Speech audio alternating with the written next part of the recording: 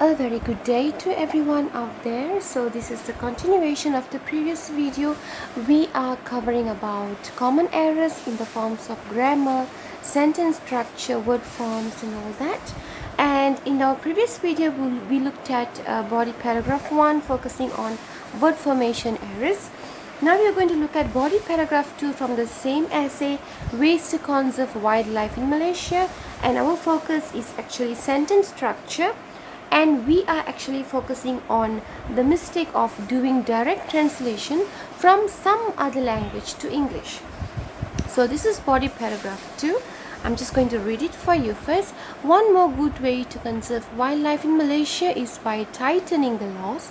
Now the laws are not so strict, hunters are not scared, they are still hunting wild animals without license. They also export to other countries, they are rich so the fine that they pay is not difficult for them. Government should make more stricter laws like jail and taking away their business permits. This is how we make them scared to hunt animals. Okay, this body paragraph is one of the most typical kind of body paragraph that we teachers get from the students. Now it's clear. When I say it's clear, I'm talking about the points are clear.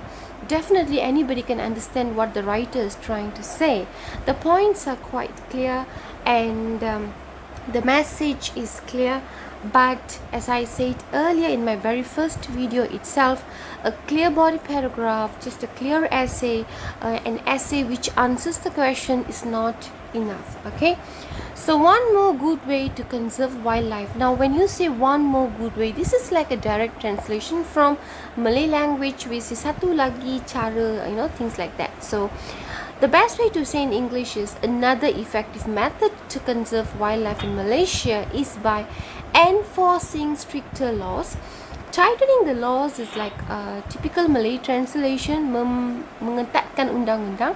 It doesn't apply in English. So in English, when it comes to law, we say enforcing stricter laws than the current ones. So what we're trying to say here is we do have laws now, but it is not strict enough to stop this from happening, so we want to enforce even a stricter law or laws. Okay, so that's how you correct the sentence. And then as you can see here, the second one, hunters are not scared. They are still hunting wild animals without license. Now please see the difference between hunting and poaching. Hunting is memburu and poaching is actually to do things, to kidnap the animals, to kill the animals illegally and selling the body parts. This is poaching.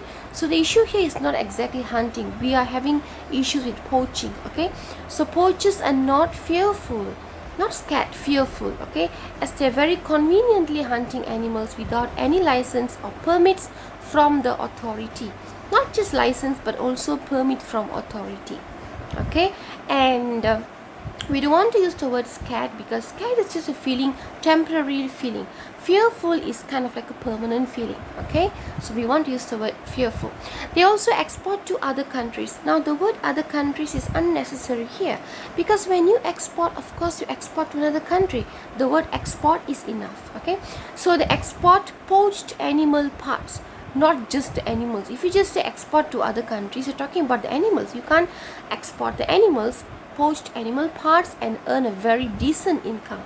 When you want to talk about a lot of money, we use the word like decent income. You can even say handsome income.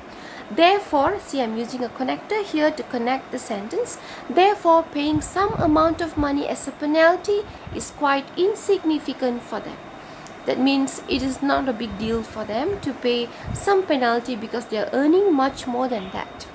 Government should stricter laws like jail and taking away their business permits. Government should enforce stricter laws like putting them behind bars. That is a typo error there. Putting them, P-U-T-T-I-N-G, putting them behind bars, which means sending them to prison, or suspend the issuance of any forms of business permits to them. This is how you should write. That means gantong lesen. Okay, they cannot have the business permit, not only for anything to do with animal, any kind of business permits anymore. Okay, remember that jail is actually a place. So when you want to talk about sending them to prison, it's actually putting them behind the bars. That'll be better word to say. Okay, and suspend the issuance. That means not only the business permit that they have currently, but also they won't be issued with any business permit in the future.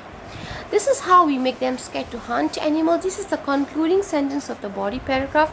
I've mentioned earlier, concluding sentence, you just need to say the topic sentence, the very first sentence again, but in a different way. So I will say, this will ensure that they have double thoughts. Double thoughts means they will think twice whenever they desire to pouch wild animals.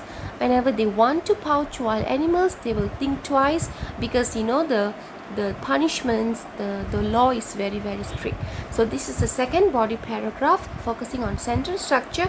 Next body paragraph, you're going to focus on spelling mistakes. Till then, see you again. Take care, stay safe, and bye bye.